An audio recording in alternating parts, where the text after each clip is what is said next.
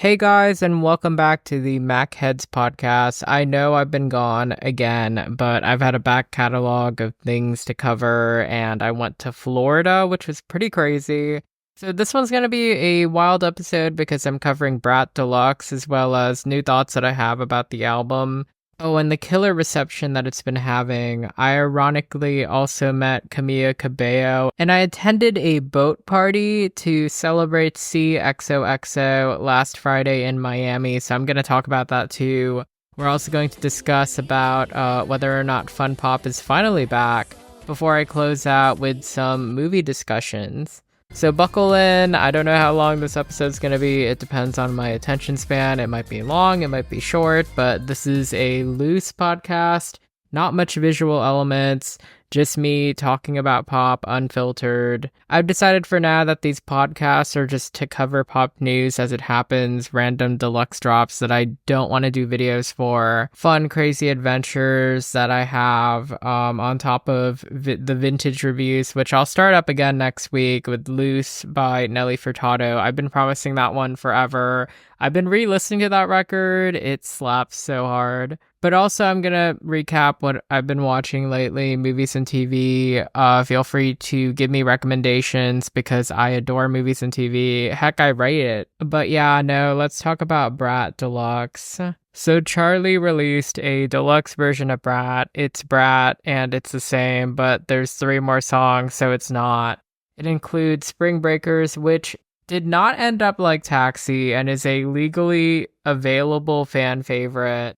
Before I talk about these new tracks, I'm just going to talk about BRATMANIA. Guys, Brat has taken over the world. It is set to debut at number 3 in the States with 74,000 units.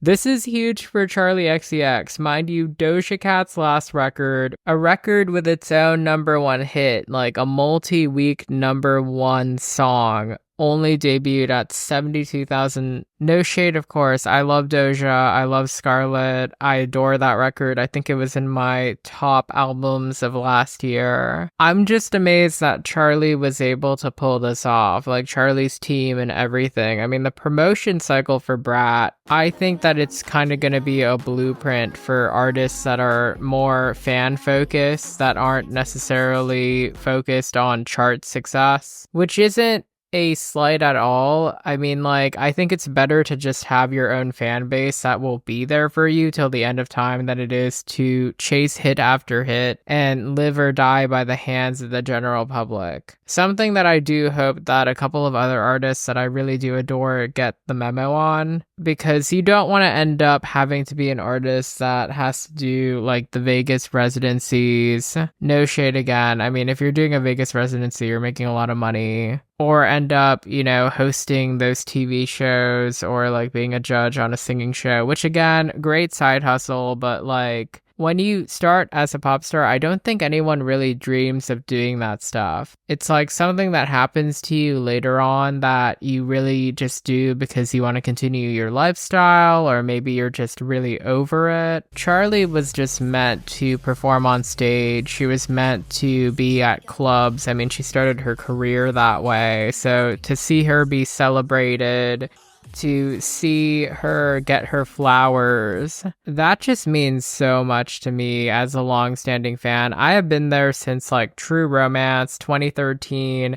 I was on my shitty Toshiba laptop. I was that weird kid in high school that listened to music that nobody listened to. Like, that meme of that one gay guy and the 4 alt girls, like in high school or whatever, standing against like a fence or something? I was that gay guy. But seriously though, like Charli went from Sucker, which just, debuted at 28,000 sales, which were pretty low numbers for a time when sales were still sort of a thing. Because in 2014, people did not have streaming. People had to actually buy records. Yes, I'm that old, guys. I'm from that time period. Now Charli's like getting a top 3 record because she has like a fan base that's gone rabid for her. Like people are streaming the album out of curiosity. True story, one of my high school classmates, like you'd imagine that she's like the kind of boring girl that only listens to like Taylor Swift or like whatever's on the radio. She DMs me to say, yo, I listened to Brat and I loved it. This is someone who used to run like the Christian club. Like she was listening to Mean Girls. That was like a watershed moment for me. One, in that fact that she like remembered me from high school, but also the fact that like normies are listening to Charli XCX. We might be able to achieve world peace. And also, sales are not everything. I don't think sales really measure per se like the cultural impact. I saw so many icons that were green on Twitter. I know that I live in a bubble, but the queer community has been on top of this. Every queer person I know has been celebrating Brat in a way that just, you don't really get, like, nowadays. Like, I don't see any straight people throwing block parties for an Ed Sheeran album. No shade or anything. I just feel like Brat's timing is perfect. It's the start of Pride Month. It's made for the clubs. Like, I actually went out of my apartment and I went to the clubs to, like, listen and dance to this record. I kind of am a party fiend now because of this. I've gone to, like, 5 different parties in the last week. Everyone who knows me IRL will know that I hate going out to things. Brat has kind of made me a party fiend. But beyond that, the record has debuted at number 2 in the UK. I'm not going to talk about the fandom war between the Swifties and the Angels. I love both of them with all of my heart. I love Charli. I'm gonna give her this moment. I don't care about that. I've seen so many memes about it. I don't care about it. Guys, like, record sales don't mean the world. I understand that it's kind of like sports to us gays, but it really does not matter. Even though I will say it is kind of weird that someone went and geo-locked an entire album. Like, if you were gonna be shady, at least do it subtly. I guess someone really didn't like Sympathy is a Knife or got really mad that Gabriette got engaged this weekend.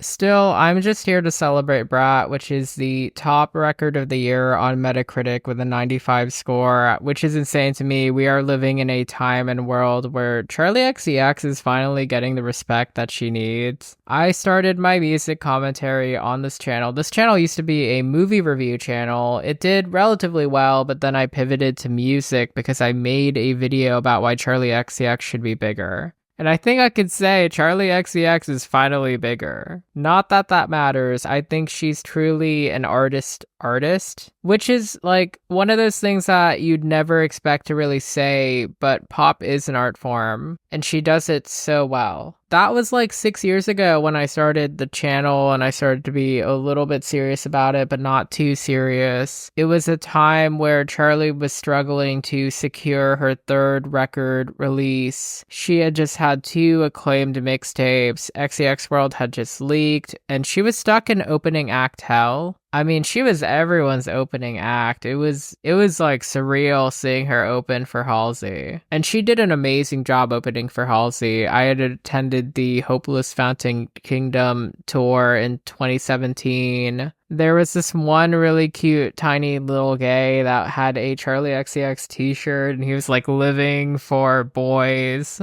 I hope whoever that is, I hope that you're having a beautiful life right now. That was 7 years ago. Now Charli's on tour. She has the year's best pop record so far. I couldn't be happier for her, seeing all the memes, everyone talking about it, her not being this obscure little thing. Everything to me. Even during the Crash era, there was a sense that she was still pop's best kept secret. And now the secret is out and she's hot. I'm just so happy for her. Okay, I'm just gonna talk about the 3 tracks. I've stalled long enough. Hello Goodbye is one of the cutest tracks I've ever heard from Charli lyrically. It's about being embarrassed to meet someone new. A.G. Cook's production really captures the floaty, sort of girly, I'm walking on air feeling of a new crush. What I really like is that it preserves Charli's anxiety. She's still an anxious mess through the verses. She said goodbye, but not hello. The pre-chorus is one of my favorite elements on the song. The way that she slots the syllables feels perfect. The ups and downs of her voice really captures those feelings. I love that tiny detail that she got a smile from him and now her heart is rising and she's panicking. We have all been there before. I do like that the chorus speaks to her self-defeating attitude that Brat builds itself around, because the entire record is about being a self-defeatist. She's turned around and run away before she got a chance to say hello to this guy. She's beating herself up over it. I shot myself. I'm born to lose feels like a direct continuation of Sympathy is a Knife. The bridge feels like a cry for help in the crowd and to herself before the final chorus really takes us to Nirvana. Her vocals over the outro are magical. A.G. Cook's production reminded me of his work on Crescent Sun off Britpop. You can hear those like siren-like vocals permeate throughout the song. If Hello Goodbye is autobiographical, I'd like to imagine that this is when she first met George, or the earlier stages of that, much like the song Talk Talk would tell that story. Talk Talk and Hello Goodbye are brilliant sister tracks that really capture the early stages of love so well. Talk Talk has actually become one of my favorite, most played songs off Brat, but that one ends with her gaining the confidence, whereas this one feels like a prelude to that moment. The next track is Guess, which is my favorite track off the new ones. This one is dirty, grimy, sexy, probably the track that I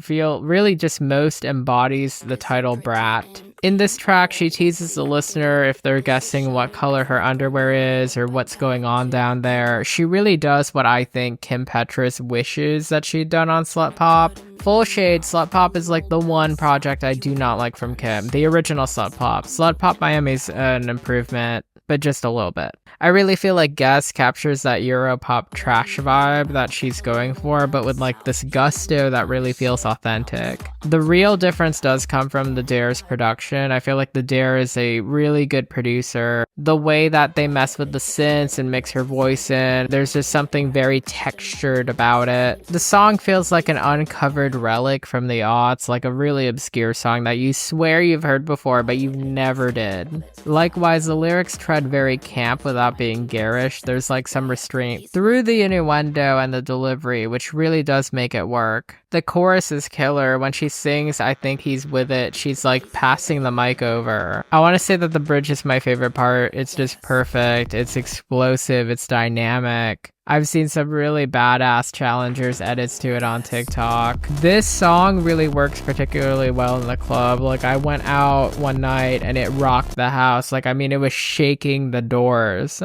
Absolutely a perfect song to just lose your mind and dance with strangers to. Really fried my brain. The outro jokes about how she sold out and made some deals. It also jokes about her Google Drive password before ending with a jest of asking people if they think she's serious about the song. This one's the must listen. I think that I like it a bit more than Spring Breakers. And I love Spring Breakers. Last but not least, Spring Breakers, the most anticipated track for me. It does not disappoint. It's kind of like Taxi meets Lucy Liu / TKO. Those are titles of leaked demos that I adore from Charli. In So I, Charli wonders if Sophie would have liked her music. I think Sophie would have loved this one.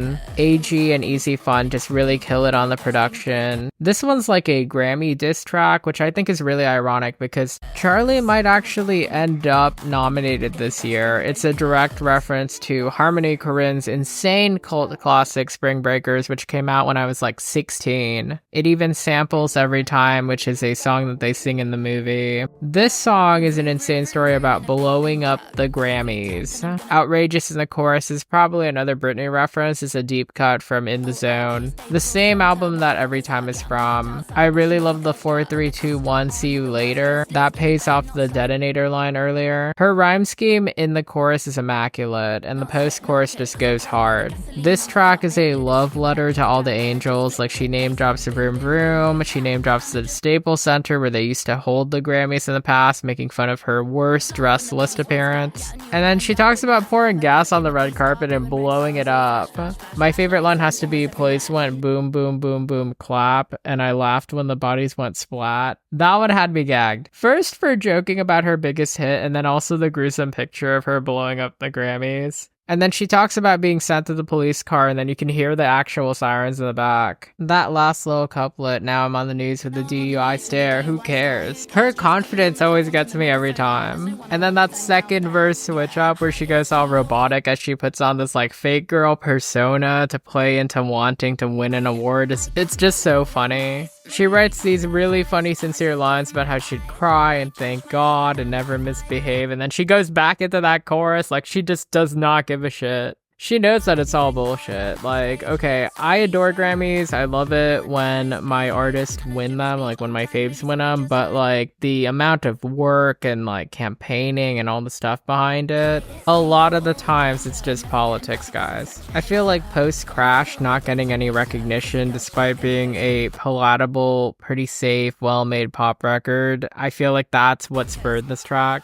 Her public call-out name dropping Mia Goat's underrated Pearl performance was just so real, and I felt that. All three of these tracks make me really curious to see what she cut from the record, because these are just bonus tracks. I cannot imagine what else is out there. I think that they enhance the record. While 365 is my preferred closer, Spring Breakers is a perfect, fun little alternate ending. Still my record of the year with all the tracks included. I don't see anyone topping this record. Honestly, I could talk about Brat forever. I could talk about Brat till the end of all time. I honestly think that it's a lock for number one for my like top albums of the year. Like, it's a lock, I'm sorry. So on to the next topic, meeting Camila Cabello. Guys, I was invited out to a boat party on June 7th, Brat release day by the way, to preview parts of Camila Cabello's new record C XOXO on a boat. Mainly because there is a song called Boat on the record. I believe she revealed that it was best of all time. For those of you wondering how I got into this, I was at Miami at the time, which was perfect timing because I would have not been able to attend otherwise. This was an event for people who were based in Florida. I had temporarily moved back from LA to Florida to help my family out with something. And also because I got sick of LA for a bit. I even got to meet Camila herself and tell her that she had partially inspired my new blonde hair. Oh guys, I'm blonde by the way. Many of you don't know what I look like because I do not post videos with my actual image. I haven't posted a video with me in it in years. If you don't follow me on Instagram, I had black hair before, now I'm blonde. So anyway, C XOXO has been the target to a lot of plagiarism accusations from its font to its imagery, but upon hearing snippets of the record, I can confirm that it is sonically a love letter to Miami, and it does not sound bratish. They even played a little bit of the City Girls track, and it really does capture the feel of Miami as a city. I'd actually been born and raised in the Miami area growing up. I even went there for college, so to see Camila Cabello pay proper tribute to that was pretty cool. Camila herself is actually from Miami too. We're sisters, you know, we're kind of sisters in that way. You know, we came from the same city.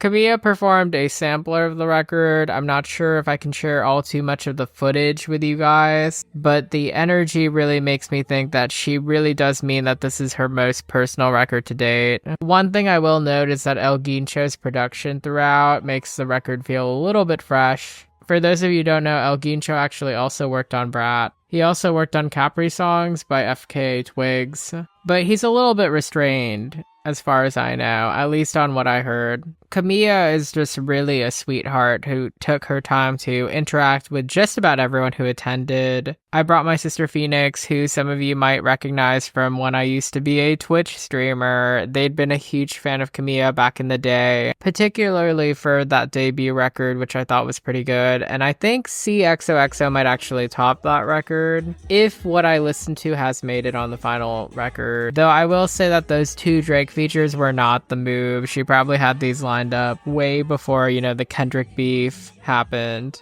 The record is just 2 weeks away, and it's kind of shocking that neither I Love It nor He Knows has really caught on, with no major single charting and a lot of the album still being under wraps. I think that this is going to have to be a fan-driven record. She recently went on Jimmy Fallon to perform I Love It, and I think she did an amazing job. She looks amazing. The looks that she has been serving this era are insane. The Met Gala purse is still being talked about to this day. I just really wish that her music got the same attention, and I feel like maybe the single choices were not it. One thing I have to note about this era is that this is her first under Interscope and not Epic. Epic was a label that I've never really liked. They've done so many of my faves dirty. I think Avril Lavigne was one of them that did very dirty. They tend to be really cheap on promo. While Camila has done some really excellent in-person promo throughout Miami earlier this month, I just can't help that this era feels like one big missed opportunity, likely due to how many records have been dropped this year. Like, everybody dropped. Beyonce, Taylor, Charli, Billie Eilish, Normani, whose record finally came out. There's just no oxygen to really blow up in the way that she needs to. But this record feels experimental, and it's something that probably is more about artistic growth. I still look really forward to the record, but I'm really baffled with why it's not connecting. Camila is an absolute star, and I think that this record might be a critical surprise. I'm just hoping that they turn it around singles-wise. And my last pop topic of the day, gonna keep it pretty short and sweet before I start talking about movies. Pop is finally fun again. Everybody's been saying it. I don't need to make a video essay about it. I don't feel like I need to make a video essay about it, but I'm finally glad that we have left behind the whole post-2017 pop meta, and we're finally going back to fun fizzy pop.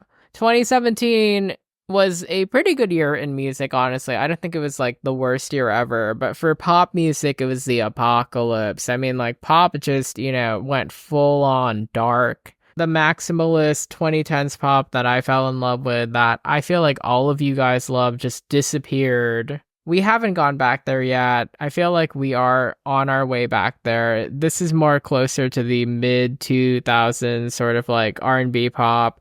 I like to think of Nelly Furtado's funky sort of vibe rather than, like, say, the Black Eyed Peas, Boom Boom Pow, like auto-tune nonsense, which I also do adore. I feel like the shift in pop has something to do with economic trends. We're facing like major inflation. Everyone's broke, so everyone's just like turning to alcohol, cheap alcohol and music to cope with things. Party culture tends to thrive when everyone is down. I also do think that the distance that we've had from like the 2016, 2017 kind of apocalyptic vibes, everybody wants escapism now. Pop has already been showing signs of returning to that vibe, like last year's Cruel Summer Renaissance was proof that Lover had more or less been hampered by the time period it dropped rather than the music quality itself. But Chappell Roan and Sabrina, who I both made videos for recently, are chief examples of people who were making some pretty poppy stuff before. They just had to be waiting for the right moment. And the moment is now. I think more than ever, we need fizzy, fun, silly, sexy, fun pop music. Nobody wants to hear a song about, like, depression hotline. No one wants to hear about situationships unless you're dancing away the feeling of a situationship. I feel like there's still going to always be room for like dark pop and everything, but I feel like now is sort of the time to return to those roots of like put your hands up kind of music. People want that again. People are resonating with it. I think that's why Brat has been so acclaimed. People yearn for like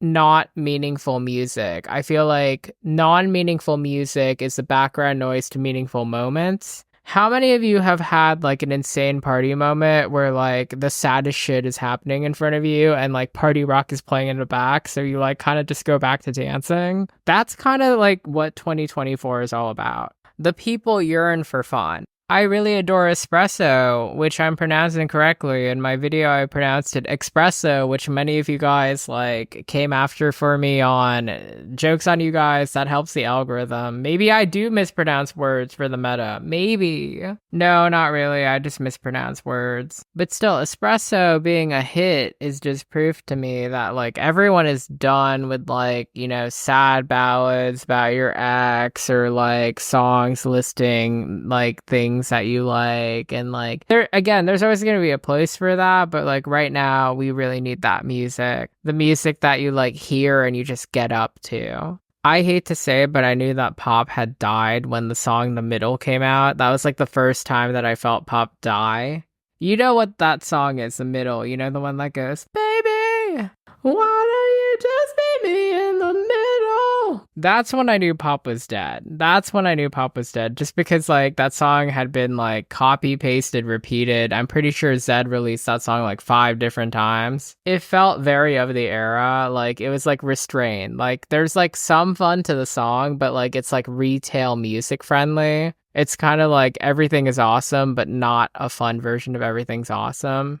But Pop's fun again. Pop has variation. Pop sounds different. It doesn't sound sludgy or boring or restrained. Make fun of all the producers you want. Like make fun of Jack Antonoff, and I don't know. There's no one else as ubiquitous as Jack Antonoff. But like, Pop is finally fun again. Okay, so now I'm just gonna talk about movies that I've seen.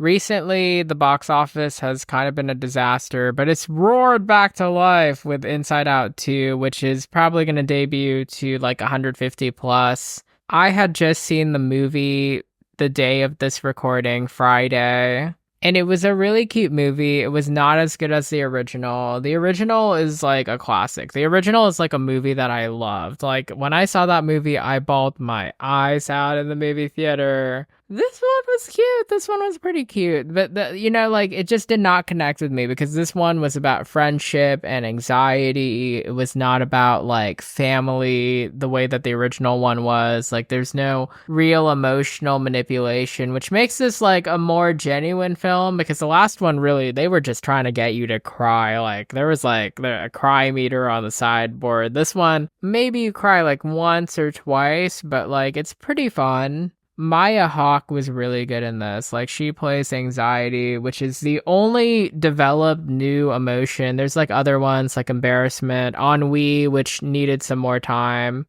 Iowa Debris is just amazing as Envy. I wish that she had had more lines, even though her character was one of those like one note kind of joke characters. The plot of the movie revolves around Riley going to a training camp and like dealing with like the emotions of finding new friends and drama and stuff like that. The human element was not as compelling.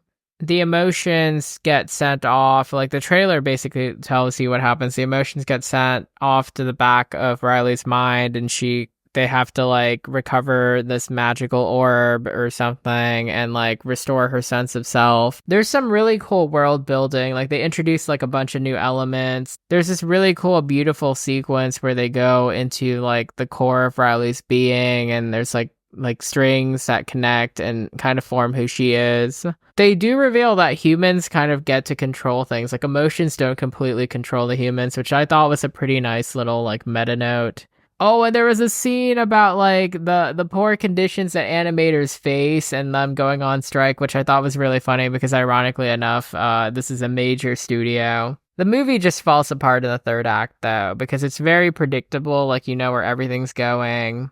Joy kind of does the same exact arc that she does in the first movie, but instead of being with like sadness, she's with like fear, anger, and disgust, who each get their own cool little moments. I barely noticed that Bill Hader and Mindy Kaling did not come back. I don't know though, I just felt like the movie was still lacking in some aspects, but I'm just glad to see everyone go back to the theater. Like my theater was packed. There were families everywhere. Everybody had popcorn. People were really into the movie. There was like a little bit of applause at the end. Movies have not been doing well recently. Like I think the last time people came to the movies in this amount of numbers was Barbenheimer last year. So to see everybody kind of like return, or to see the general public come back to the movies, means a lot to me.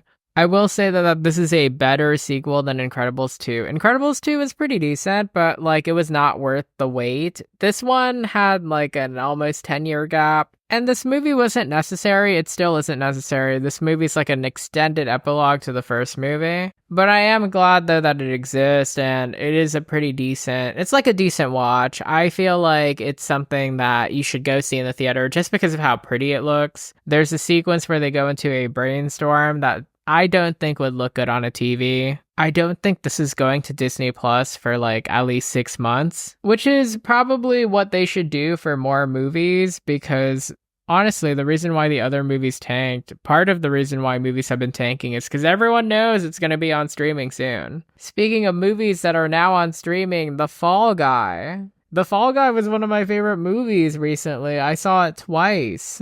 I saw it recently again right before I came back to California. As someone who has worked on set before, this movie really does mean a lot to me. It's really cool to see stunt guys get the praise and admiration that they deserve. Emily Blunt and Ryan Gosling are really good in this movie. Highly recommended. It's really fun. It's twisty. It's a little long. If you catch it in the theater, you kind of get the most experience, but at the same time, it's on streaming. So, like, you know, no one has an excuse to not watch it. I think the last movie and the last thing I'm going to talk about is probably Furiosa. Furiosa is my sister's favorite movie this year. It was a movie that I actually saw at a test screening earlier this year with unfinished effects. It has grown on me. The first time I watched it, I really wasn't into it, mainly because I'm not a Mad Max fan.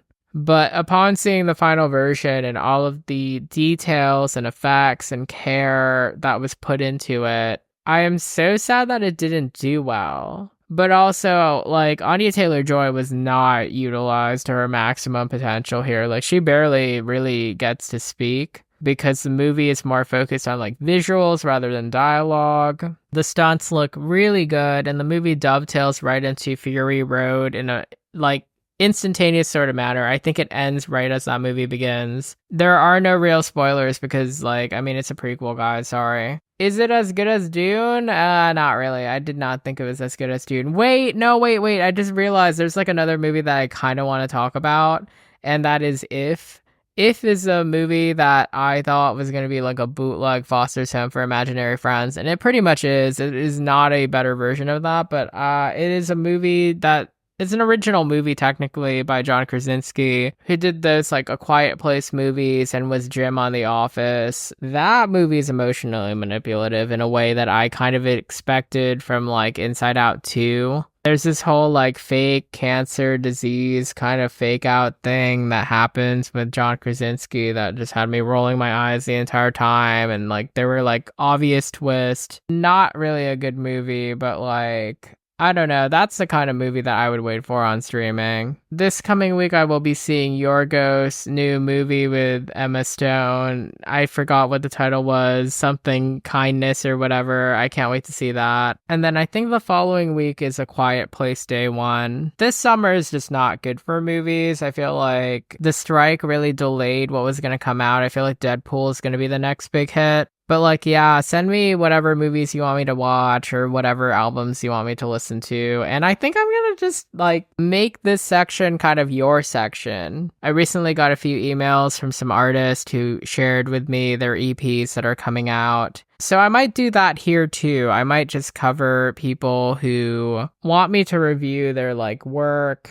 I don't know. I kind of enjoy doing these. Like at first I really hated doing podcasts and making long form content because again, I'm a very short and succinct person. Everything that I do is like calculated and tailored to save as much time possible. So to have this amount of swath of time to just talk with you guys and be chill. I mean, you guys get to hear my real personality on this. Though my real personality also comes out in my essays, like you kind of get to hear like how scattered I am in thought. I follow a script for a reason because I just get distracted. Like I think I have ADHD. But like, yeah, no, this is a wrap. I will talk more on the next one. I feel a little bit hoarse from like yelling. That's the only way you can communicate whenever you go to like a club or a party. Like you just blow your throat out. That's what she said. But yeah, no, that's a wrap. Thank you so much if you guys tuned in for this. A quick shout out to my members. Thank you so much for supporting my channel. And a quick shout out to all of my subscribers. I love you guys. I've been running myself ragged making all these video essays. Like the Sabrina one I like overnighted. But I've been having the time of my life. This is probably my favorite year that I've covered music. There's just releases every single other week. There's always something to talk about, and you guys have been my lifeline in a time where truly I've been living chaotically. You know, like that Lana Del Rey thing, like the Lana Del Rey, like,